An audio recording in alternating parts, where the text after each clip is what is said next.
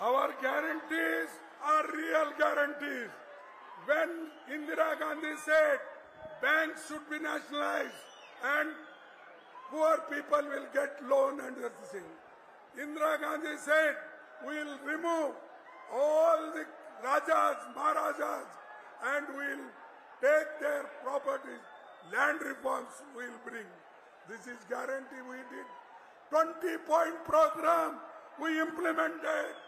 10-point program we implemented. Narega we implemented. Education policy we implemented.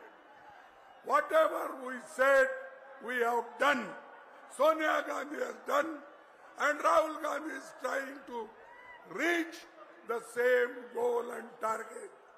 Therefore, vote for Congress in the MLA election and Parliament also. I request you, and also I now inaugurate the guarantee.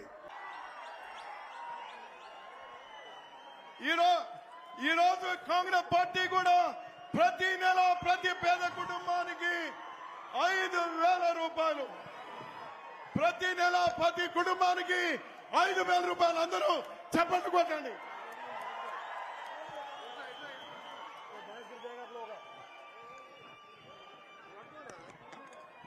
అందరూ హర్షధ్వానాలు చెప్పండి.